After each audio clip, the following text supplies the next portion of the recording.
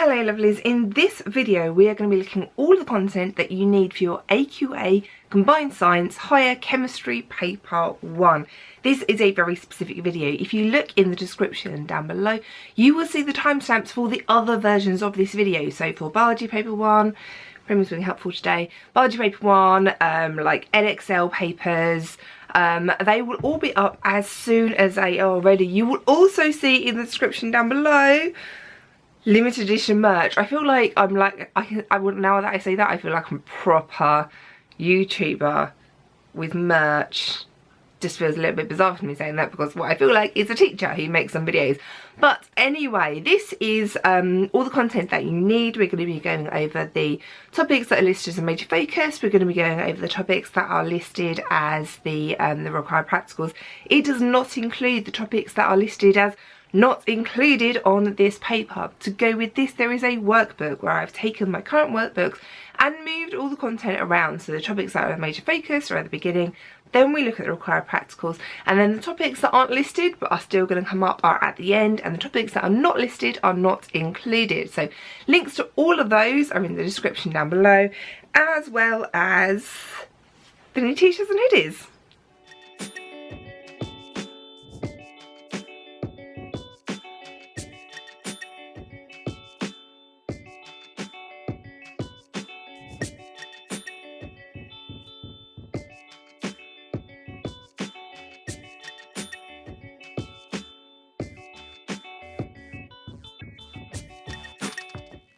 Solids have a very fixed structure. Their atoms may wiggle a little bit, but it is around a fixed point. There is going to be some movement and some vibration, but they are not flowing at all, and they can't be compressed. Liquids have much more movement around, but they are not in a fixed position. They can flow, but they can't be compressed. Gases are very free to move. There's lots of movement going on in here. It is not around a fixed position. They do a lot of moving. They can flow and they can be compressed. Going from a solid to a liquid is melting. From a liquid to a gas is evaporating. Going in this direction, we are putting energy in. Going in the other direction, energy is coming out. So from gas to a liquid, it is condensing. From a liquid to a solid, we are freezing. A compound has a melting point of 19 degrees, melting point, and a boiling point of 74. Boiling point, what is the state at room temperature? Room temperature is about 27. So when it boils, it turns from a liquid into a gas. So above there it is going to be a gas, and below there it is going to be a liquid. Melting point, we're turning from a solid, so this way is going to be a solid, and above there is going to be a liquid. So at room temperature it's going to be a liquid. Now the other important thing to remember about boiling point and melting point is that the opposite is the same number. So boiling point is equal to condensing point, and melting point is equal to freezing point. We just talk about boiling point and melting point instead of condensing point and freezing point. They are exactly the same number. So if the boiling point is 74, the condensing point is 74. If the melting point is 19, the freezing point is 19. State symbols tell us what state something is in. So an S is a solid, L is liquid, AQ is aqueous, and G is gas. If you see state symbols in an equation, the answer generally refers to them.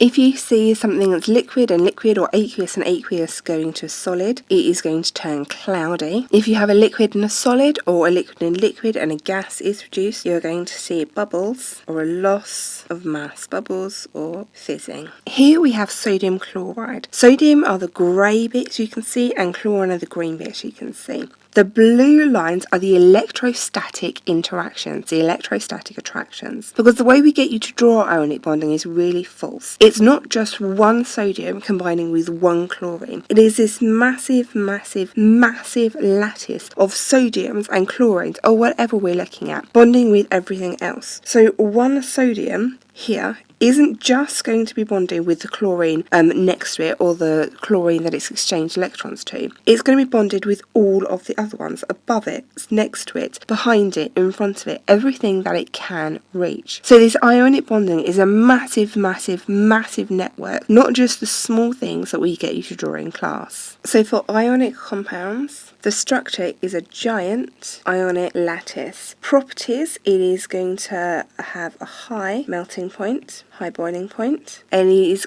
only going to conduct when molten or dissolved. This is because the ions need to be free to move. For simple covalent compounds, such as water, carbon dioxide, oxygen, nitrogen, hydrogen gas, hydrochloric acid, or methane, oxygen gas, or water, as we have here, they are very, very small structures. They have covalent bonding. Their properties is that they have low melting points and boiling points. They're generally going to be a gas at room temperature or a liquid at room temperature. They do not conduct electricity. For giant covalent compounds, ones made of carbon, such as graphite, diamond, or any fullerenes or silicon dioxide, they're going to have a giant covalent structure. Their properties are high melting and boiling points, and they do not conduct, and they do not dissolve. Metals are made up of positive atoms in a sea of delocalized electrons, and these electrons being free to move is the reason that metal can conduct electricity and why it's so good at conducting heat. An alloy looks slightly different to a metal. We still have our positive ions, we still have our delocalized electrons, but there's something else in there as well. This may be another metal it's alloyed with, or it may be something else like carbon that it's alloyed with. Pure metals have layers. Layers can slide across each other. Because they have layers and because they can slide across each other, they are soft. Alloys don't have layers, or they have distorted layers. And the distorted layers cannot slide. And because the distorted layers cannot slide, it means they are hard. With polymers, whether they have crosslinks or not are going to determine what their properties are going to be like. So polymers that do have crosslinks are very, very fixed in place. These are going to burn upon heating, whereas polymers without crosslinks are going to melt upon heating because these polymers can slide across each other, whereas these ones cannot slide across each other. A mole is not a rather cute blind black furry thing, but it is the unit for the amount of a substance, and that is going to be 6 times 10 to the 23 atoms, ions, or molecules. And that is because that is a number of carbon atoms in 12 grams of carbon. So our equation for this is going to be moles is equal to mass over mR. This is an incredibly complicated question which combines a lot of skills. First of all, you have to work out the formula of things, work out the equation, balance the equation, and then finally hydrogen peroxide. We have hydrogen peroxide decomposing into water, H2O, and oxygen gas. Now we need to balance the equation. Hydrogen, oxygen, hydrogen, oxygen, 2 hydrogens, 2 oxygens, 2 hydrogens, 3 oxygens. So we can increase that by putting more oxygens over this side, H2O2, giving us 4 hydrogens, 4 oxygens. Now we need some more hydrogens and oxygens over the right hand side. Pop another H2O on there, and we have 4 oxygens and 4 hydrogens, giving us a final balanced equation of 2 hydrogen peroxides making 2 water and 1 oxygen. Now we need to know how much oxygen gas is given off from 40.8 grams of hydrogen peroxide. The first thing we do is to work out the masses involved in the equation. Hydrogen has a mass of 1 and there are 2 of them. Oxygen has a mass of 16 and there are 2 of them. That is 2 plus 32, giving us 34, and because there are 2 of them, that gives us a total of 68. Hydrogen is 2. 1 times 2 equals 2. Oxygen is 16. 2 plus 16 gives us 18. 18 times 2 gives us 36. And then oxygen is 16 times 2, giving us 32. So we can say that if we had 68 grams of hydrogen peroxide, it would decompose into 32 grams of oxygen. But we don't have 68 grams of hydrogen peroxide. We have 40.8 grams of hydrogen peroxide, and we need to find how much oxygen that decomposes to. This is now just a ratios question from maths. I'm going to put a 1 in there. To go from 68 to 1, we need to divide by 68. So that's what I need to do on the other side as well, divide by 68, giving us 0.47. To go from 1 to 40.8, we need to times it by 40.8, which is exactly what we need to do over this side, times 40.8. But I don't want you to clear your calculator. I want you to keep the number in your calculator. So 0.47, or the long number in a calculator, times 40.8 gives us 19.22. grams. If you had cleared your calculator and got just did 0.47 times 40.8, you would have got an answer of 19.176, which is close but not the same answer. What you've introduced is a rounding error. When you have an equation, there's always going to be a limiting reactant, and your reaction is going to continue using up the limiting reactant, forming product, until you get to the point where your limiting reactant is used up. And at that point, the reaction is going to stop. So whatever you don't want your limiting reactant to be, you always need to make sure the other one is in excess. When we are working out concentration, that is going to be your amount divided by your volume. Concentration is measured in moles per decimeter cubed, amount is in moles, and your volume is in decimeter cubed. We can list the metals by how reactive they are, with the most reactive being at the top and the least reactive being at the bottom. Now you need to remember these. If you have any good mnemonics remembering these, you can pop those in the comments below. That would really help other people. Things that are above carbon need electrolysis to be extracted, whereas things that are below carbon can just be extracted by reduction. However, things that are really unreactive, like silver, gold and copper, are generally found in the earth as their pure ores, unreacted with anything. Everything else is generally going to be reacted with oxygen in the form of metal oxides. You can also use this to predict the products from electrolysis. If the metal you are using in the electrolysis is more reactive than hydrogen, then you're going to get hydrogen as a gas. If it is less reactive, then you're going to get something else as a gas. And we can use this to predict the products for displacement reactions. If we reacted magnesium chloride with calcium, because calcium is more reactive than the magnesium, the calcium is going to take the place. So we are going to get calcium chloride plus magnesium as our products. However, if we reacted magnesium chloride with aluminium, because magnesium is more reactive, aluminium cannot take the place, it will not displace it, so no reaction is going to take place. When you have a redox reaction, oxidation is loss of electrons, reduction is gain of electrons. A good way to remember what the electrodes are called is that the positive electrode is the anode and negative is cathode. At each electrode in electrolysis, we're going to have oxidation and reduction taking place, and movement of electrons. And the half equations need to reflect this, and they need to be balanced. The first thing we need to balance is the elements. In the first one, we have copper and copper, one on each side. That means that here we have a 2+ charge. We need to make a neutral charge. The only thing we can add in is electrons, which have a negative charge. Because copper is 2+, we need to add in 2 electrons. We are adding it in electrons. This is gain of electrons, so this is reduction. And because copper is positive, it will go to the negative electrode, which is the cathode. The second one is a bit more complicated because you can see fluorine ion will go to a diatomic fluorine molecule. First thing we need to do is to balance the fluorines to go in there. Now we need to balance atoms. We have 2 negatives and it needs to go to a neutral. So we need to lose something. The only thing we can lose are electrons, and to balance out the charges we need to lose 2 electrons. This is loss of electrons, so it is oxidation. Fluorine is negative, so it will go to the positive electrode, and the positive electrode is the anode. You need to remember all of the equations, remember the ions, and be able to work out what is going to come from a reaction. So if we have an acid and a metal, we are going to get a salt plus hydrogen. Acid metal oxide is going to give us a salt plus water.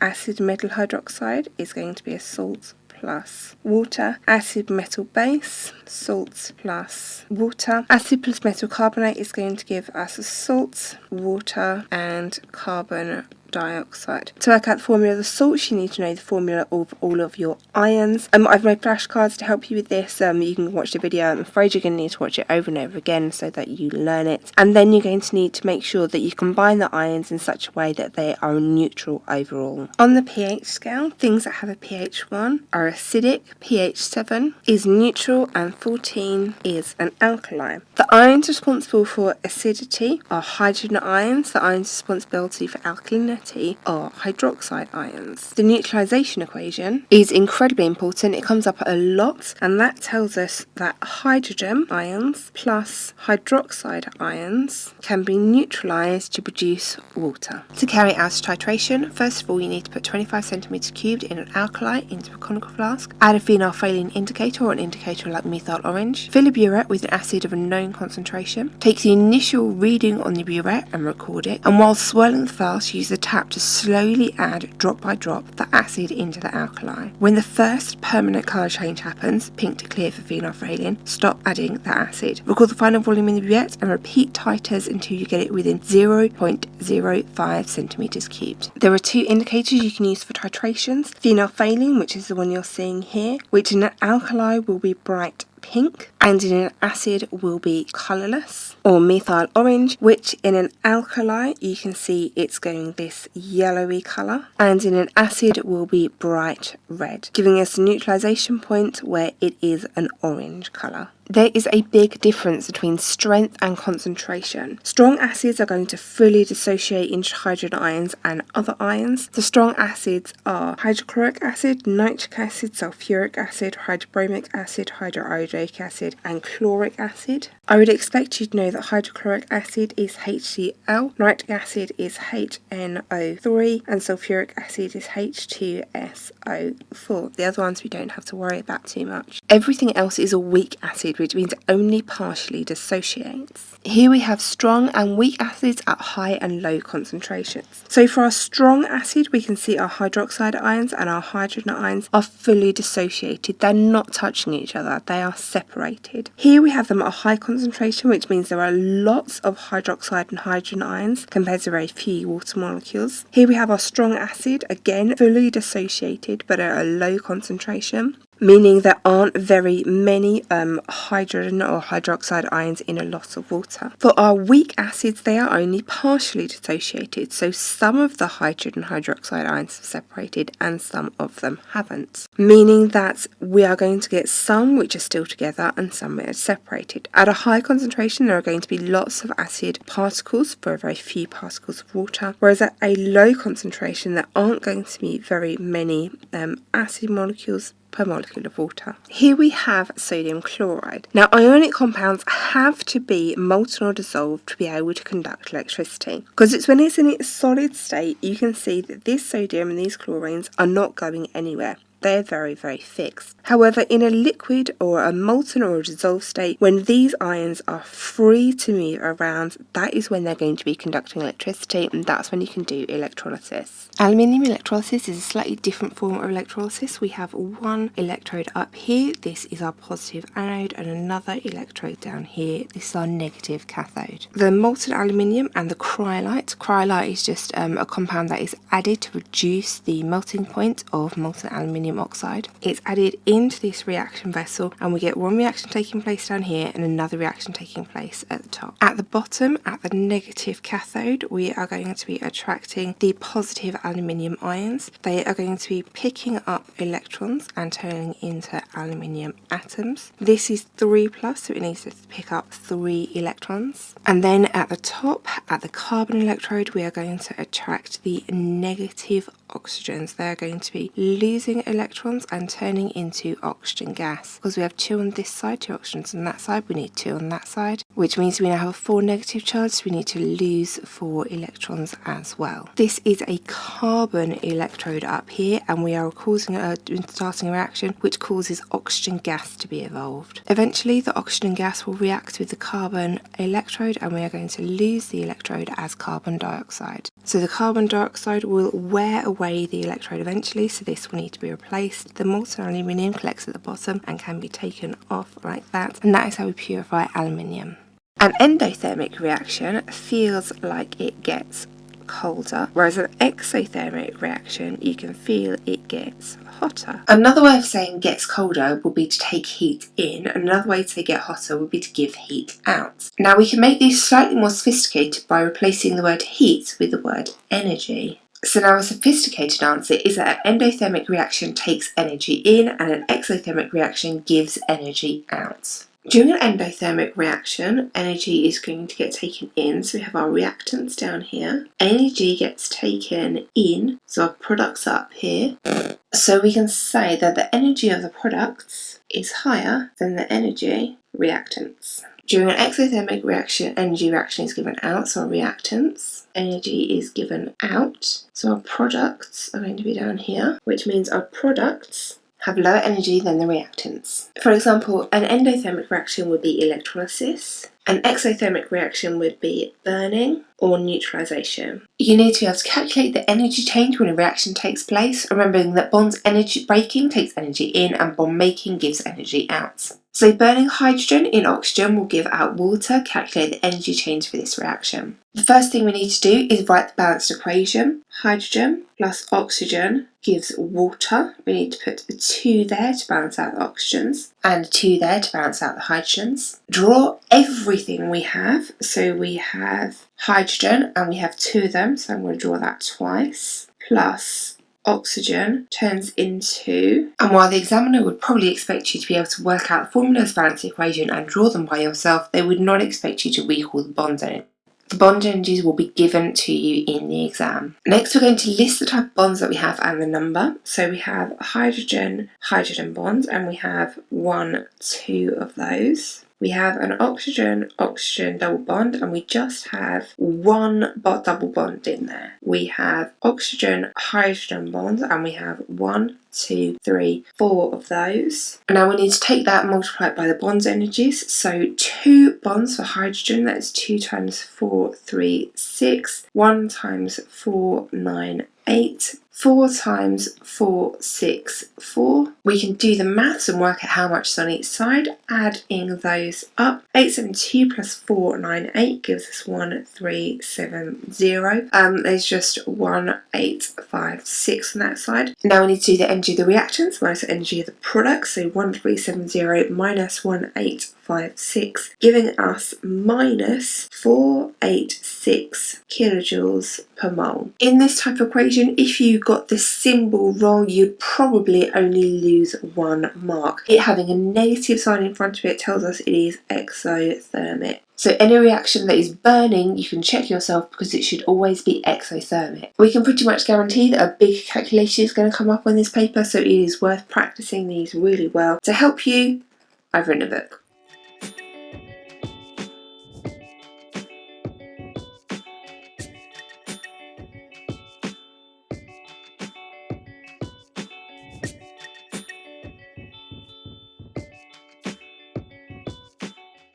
For making a pure salt, we are going to be making copper sulfate. This is mixing sulfuric acid and copper oxide to make copper sulfate and water. You're going to need to heat the sulfuric acid, stir in the copper oxide, which is a black powder, until it is in excess, which basically means you can't dissolve it anymore. Let it cool a bit, and then you can filter the solution to remove the excess copper oxide, so that the black copper oxide powder will stay in the filter paper, and then the solution of copper sulfate will come out down the bottom. Once you have your solution of copper sulfate, you can evaporate away the water to leave you with the copper sulfate crystals. Now the size of the crystals will depend on how quickly you do this. You're going to be left with blue crystals. The blue crystals here are the hydrated ones, and the white crystals around the edge are the anhydrous ones. The common setups for electrolysis that you need to know are sodium chloride, sodium sulfate, copper chloride and copper sulfate. For sodium chloride, the products you are going to get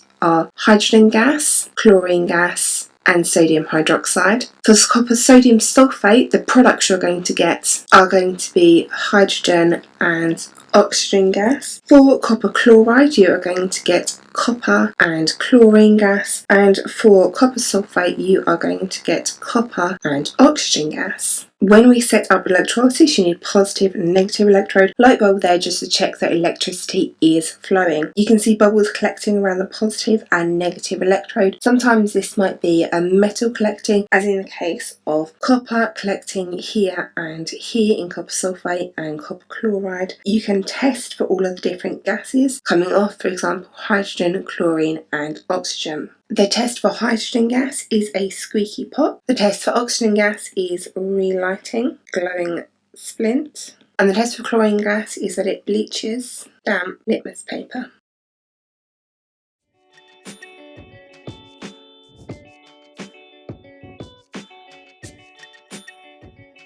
Here we have our wonderful, beautiful periodic table. It is a list of all the elements which are known to exist. Elements are a single type of atom. An atom's a very, very small thing. The word atom is actually Greek for uncuttable. And when they named them, they thought it was the smallest thing possible. The periodic table tells us loads and loads and loads of information about the elements, the range of elements that are known to exist. There are still loads yet to be discovered. A compound is two or more elements that are chemically bonded together. That's the important thing. Chemically bonded together. Here we have the structure of an atom. We have electrons that are on the shells around the outside, protons that are in the middle, and neutrons that are in the middle. And this bit in the middle here is collectively called the nucleus.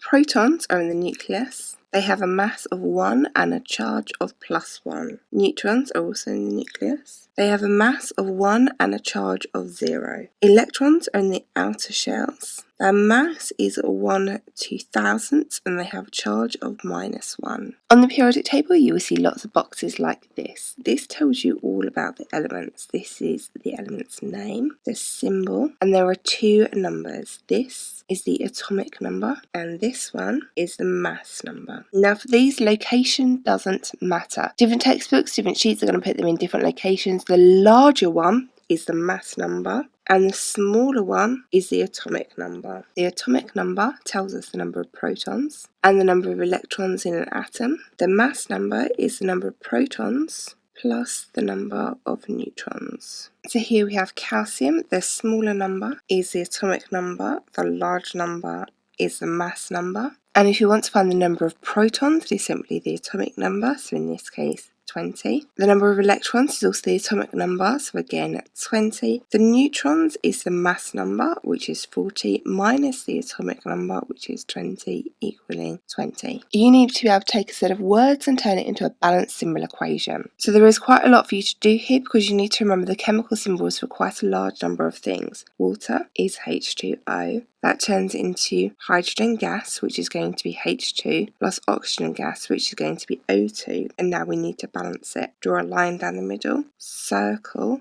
everything, and list what we have. We have hydrogen, we have oxygen, we have hydrogen, we have oxygen. Count the number of things. 2 hydrogens, 1 oxygen. 2 hydrogens, 2 oxygens. So we need to increase the number of oxygens on this side because you see there aren't enough. Then we have to add another H2O, put that in a circle, redo our numbers. We now have 4 hydrogens and 2 oxygens. So our oxygens are balanced, but now our hydrogens we have more on this side than we do on this side, so we need to add more hydrogens here. Again, the only thing we can do is to add a whole another bubble. We now have 2 hydrogens here, 2 hydrogens here, making 4 in total and 2 oxygens. So now we have 4 hydrogens on this side, 2 oxygens, 4 hydrogens and 2 oxygens. We need to rewrite that neatly for the examiner, so we have 2 bubbles of H2O turning into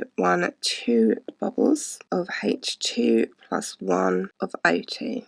I seriously recommend you learn at least these formula. Carbon dioxide is CO2, water, H2O, oxygen gas, O2, hydrogen gas, H2, nitrogen gas, N2, ammonia, NH3, hydrochloric acid, HCl, sulfuric acid is H2SO4.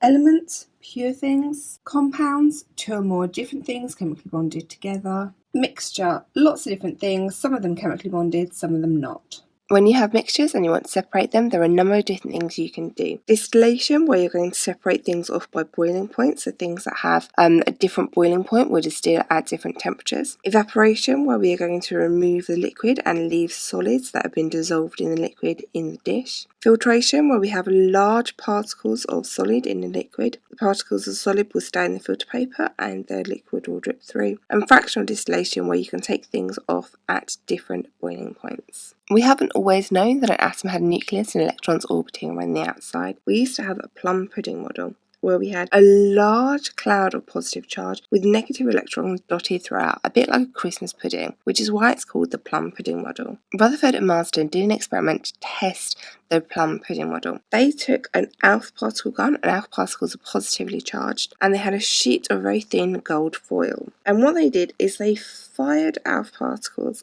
at this sheet, and the majority of them went straight through, which was a bit weird. Some of them got deflected a little bit, and some of them got deflected a massive amount. And this suggested that there was a centre which was positive, a small part that was positive, and then a large section all around which was negative. And this led to the development by Bohr of the nuclear model that we use today. The model of atoms changed quite a lot over time. You don't need to know all the details of this, you need to know that Rutherford was responsible for discovering the nucleus and protons, that Chadwick discovered neutrons, and that Bohr is developed our current model.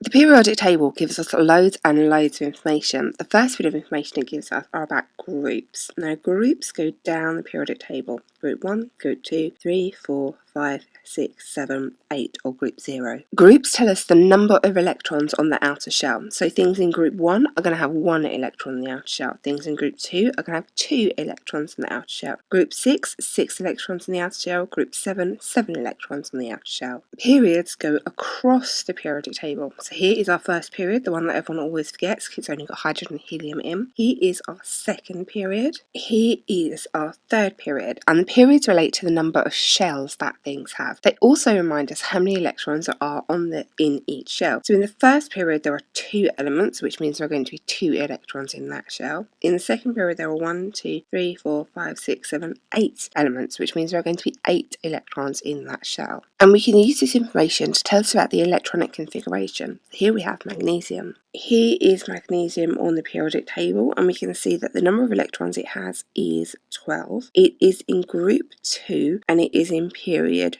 3. So that tells us it has 12 electrons in total. It has 2 electrons on the outer shell because it's in group number 2, and it has 3 shells because it is in period number 3. So when we want to draw the electronic configuration of magnesium, we know it's in period 3, it's going to have 3 shells. The first thing we can do is draw 3 shells. 2, 1, 2 go on the first shell. 1, 2, 3, 4, 5, 6, 7, 8 go on the second shell. That's the most that can fit in that shell. That brings us up to 10. 10, 11, 12, 2 electrons on the outer shell. From the periods, we know that the first shell can hold a maximum of 2 electrons, the second shell can hold a maximum of 8 electrons, the third shell can hold a maximum of 8 electrons, and then you only need to know up to calcium, so another 2 for your GCSE. Here we have sodium, and it has an atomic number of 11, which means it's going to have 11 protons in the nucleus, and protons have a positive charge. 1, 2, 3, 4, 5, 6, 7, 8, 9,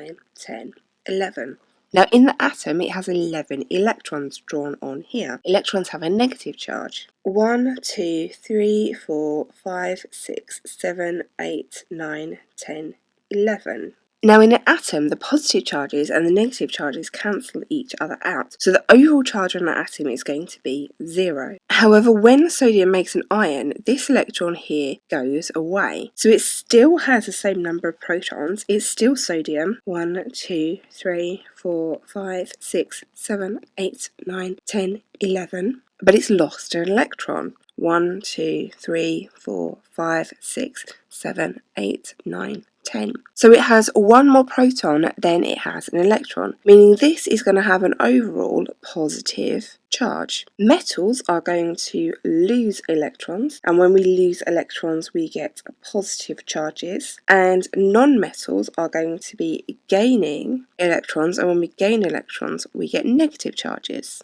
Things in group 1 are going to lose 1 electron, so are going to be +1 ions. Things in group 2 are going to lose 2 electrons, so are going to be +2 ions. Things in group 6 here are going to gain 2 electrons, so are going to be minus 2 ions, and things in group 7 are going to gain 1 electron, so are going to be minus 1 ions. This beautifully coloured periodic table is because of lots of different groups, lots of different categories on the periodic table. Group number 1 are also known as alkali metals. Group number 2 are the alkali earth metals or alkaline metals. Group 7 are the halogens, and group 8 are the noble gases. The big chunk in the middle are the transition metals. Our periodic table hasn't always looked like this. The first attempt at a periodic table was by Newlands in the 1800s. He tried to group things into octaves and rate them by pattern, which is a really good idea, except we have oxygen and iron in the same group, and they had very different properties. He arranged them by mass, but he didn't leave any gaps, and he tried to force things in to have similar patterns or properties as other things, and it didn't really work. Mendeleev was the next person to have a go. He also arranged things by mass, but the key thing is that he left gaps in his periodic table, and because he arranged things so that they were in groups with similar patterns, and he left gaps, he could predict the properties of elements that have yet to be discovered, and he was correct in his predictions. A few years after he developed his periodic table, a couple of new elements were discovered, and they fitted in really, really neatly, really nicely to his periodic table. So this week's table was accepted. It's changed ever so slightly by then. We now arrange things by electronic arrangement, but that's a very, very subtle difference. The group right on the far right hand side are group 8 or group 0. These are the noble gases. They have a full outer shell, and because they have a full outer shell, they don't want to gain or lose any electrons, which means they are really, really unreactive. And because they are unreactive, they actually have quite a lot of uses. Helium we use in balloons, and they are also used in neon lights, as you can see here in the amazing city of Osaka. Moving over one group to group 7, we have the halogens. We are still in the non-metals, and these are going to go around as diatomic molecules, which means their formula is going to be for chlorine gas Cl2, fluorine gas F2, bromine gas Br2 are going to go around together in pairs. Because they only want to gain 1 electron, a nice easy way for them to do that is sharing an electron with something else that is the same. So fluorine here can easily gain an extra electron by sharing it with another fluorine. They are highly reactive because they only want to gain 1 electron. And the most reactive ones are going to be at the top. Boiling point is going to change as we move down the group. So things are going to have a low boiling point or a low melting point are going to be at the top. High boiling point or high melting point are going to be at the bottom. When they react, they're going to gain an electron, meaning they're going to form -1 ions, and gaining an electron is a reduction. They're going to react violently and rapidly with group 1 metals, because group 1 metals want to lose 1 electrons. For example, sodium, which is a soft grey metal, will react very violently, very readily with chlorine, which is a yellow gas, form sodium chloride, which is a white powder or salt. A more reactive element will displace a less reactive element. So here we have sodium iodide reactive with bromine. Iodine is here below bromine on the periodic table, so bromine is more reactive. So it will displace iodine in the compound, forming sodium bromide and iodine. Whereas if you try and react bromine gas with sodium chloride, chlorine is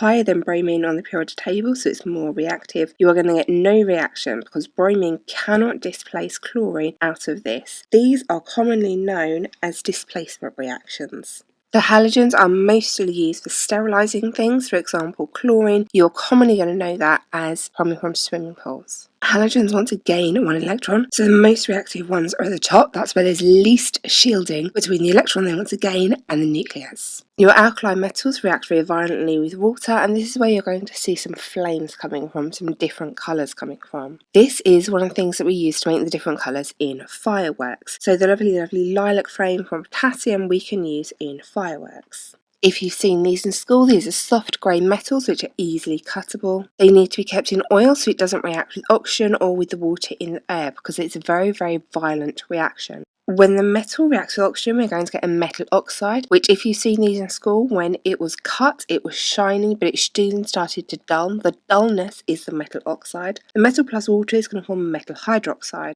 This gives it its name, it's alkali metal, because the metal hydroxide is going to be alkaline. You can see that by the change in indicator if that's what your teacher did. And you will also notice this is a very exothermic reaction. It released a lot of heat, it also released hydrogen gas. That's what the fizzing was. The reactivity is most reactive at the bottom and least reactive at the top. Things at the bottom are going to have a low melting point or boiling point and a higher melting point or boiling point at the top. Alkali metals want to lose an electron, and the ones at the bottom are most reactive because there is more shielding between the electron that they want to use and the positive nucleus in the middle.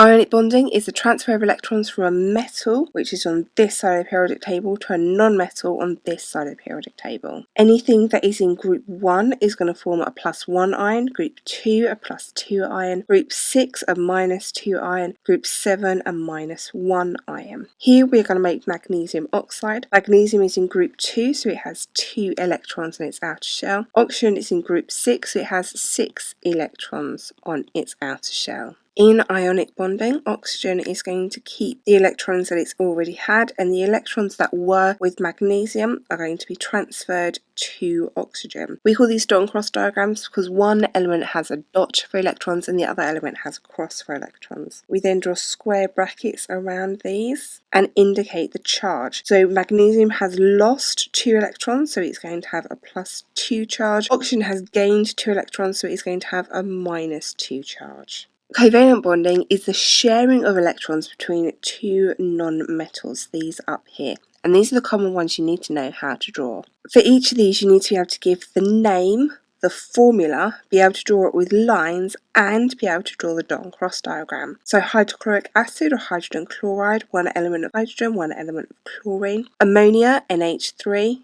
Nitrogen in the middle, 3 hydrogens coming off around the side, methane, CH4, carbon in the middle, 4 hydrogens branching off it, hydrogen, H2, very simple one there, chlorine, halogens go around as diatomic molecules, oxygen, we're getting a bit tricky now, has a double bond. Each line is equal to a pair of electrons. Here we have 2 lines, that is 2 pairs of electrons. We need 4 electrons being shared in the middle, and nitrogen has a triple bond, 2, 4, 6 electrons being shared in the middle. If in the exam they give you a picture and ask you to list the formula of it, you simply need to list what we have. So in the first one we have carbon and we have hydrogen, and then we need to count them. 1, 2, 3, 4, 5. Carbon, 5. Hydrogens, 1, 2, 3, 4, 5, 6, 7, 8, 9, 10, 11, 12. Last one, carbon, hydrogen, oxygen. We have 1, 2, 3 carbons. 1, 2, 3, 4, 5, 6, 7, 8 hydrogens, and 1 oxygen, so we don't need to put a number after that. It's really important that you write things in the right size and in the right place. So that is incorrect because your numbers are too big. That is incorrect because your numbers are in the wrong place. Here we have diamond. It is a giant covalent compound, or a giant covalent lattice. It is made of carbon, pure carbon, nothing else in there, and each carbon makes 4 bonds. So in the video you can see that the carbon is the black bits, the covalent bonds are the red bits, and each carbon is bonded to 4 other carbons. Obviously the ones on the edge aren't bonded to anything, but if you try and look in the middle you can see that they are bonded to 4 other things. The properties of diamond that make it really useful is that it's incredibly hard. It's very rare, it's hard to find, it's also very beautiful, which makes it very precious. But the main thing is that it's incredibly hard, so we can use it in drills. Graphite is also a giant covalent compound. It is like diamond, pure carbon, but each carbon makes 3 bonds to other carbons, not 4 like in diamond. The properties are that it is soft and it conducts electricity. Because it is in sheets and there is a spare electron floating around in between these, that means it will conduct electricity. Graphite is what you find in pencils, graphene is just a single sheet. If we were to compare diamond and graphite, they are both made of pure carbon. Graphite is made of 3 carbon-carbon bonds. Diamond is made of 4 carbon-carbon bonds. Graphite is soft, diamond is hard. Fullerenes are either carbon nanotubules or Buckminster fullerenes, which are balls. These are again all made of pure carbon. They make 3 carbon-carbon bonds, but unlike graphite, which is soft, these are incredibly hard. Buckminster fullerene can be used as a lubricant in things that need lubricating, like electrical cycles or some parts of machines. It can be used for reinforcement, so where you need a very, very strong, very, very light, things like aircraft or bicycles. They can also both be used, or in the future be used, for drug delivery. And fullerenes, carbon nanotubules, Buckminster fullerenes, there are loads and loads of potentials for these, but they haven't been realised yet. You can measure the mass or volume of a reactant or product by collecting the product, say in a gas syringe, or using a scale or balance to look at how the mass changes as a reaction progresses. Whenever you are measuring something, there is going to be a degree of uncertainty, whether it's a burette, a measuring cylinder, or a beaker. You need to look for the bottom of the meniscus always, because there is going to be this difference, this dip between where it looks at the top and where it is at the bottom. And you can say whether it is on the line or in between the line, but you can never say that accurately, because it might be a quarter of the way or 3/4 of the way to the next line. So while you try and measure things accurately as you can, there is always going to be a degree of uncertainty. The new style exams means there are a lot of wordy questions that incorporate a lot of skills all at once. In this question, you need to first of all recall the formula for things, then balance the equation. So hydrochloric acid is HCl, magnesium is Mg. Now we need to work out the products and the formula of the salts. A metal plus an acid is going to give us salts plus hydrogen. Hydrogen's the easy bit. It is H and then 2 because it goes around as a diatomic molecule. The salt is going to be magnesium chloride, but we need to know that magnesium is a 2+ ion and chlorine is a 1- ion. So it needs to be MgCl2 so that there are 2 negative ions for each positive ion. Now this is brought in a lot of skills: recall of the formulas, working out the salts, the products, so working out what type of equation it is. And then after all of that, we need to balance it. So to balance our equation, we draw a line down the middle, list what we have: hydrogen, chlorine, magnesium. Hydrogen, chlorine, magnesium. It is really going to help you if you keep things in the same order. Circle the compounds that we have. List the numbers of things. So we have 1 hydrogen, 1 chlorine, 1 magnesium, 2 hydrogens, 2 chlorines, 1 magnesium. So you can see straight away we need some more hydrogens and some more chlorines. The easiest way for us to do that is to add another HCl on there. Then we're doing our numbers. We have 2 hydrogens and 2 chlorines. That is balanced. Writing it out neatly for the examiners, because just leaving it like this won't get you the marks. We have 2 bubbles of hydrochloric acid plus magnesium turns into magnesium chloride plus hydrogen. When you are working out the MR, which is the relative formula mass, you need to take all of the ARs, which is the relative atomic masses, and add them together. Now the mass, remember, is the larger number of the two. Doesn't matter where it's located, it is the larger number of the two. So hydrogen has a mass of 1 and we have 2 of them. Sulfur has a mass of 32. Oxygen has a mass of 16 and we have 4 oxygens. So 1 times 2 is 2 plus 32 plus 16 times 4, which is 64. Add those together, we get 98. Ouch!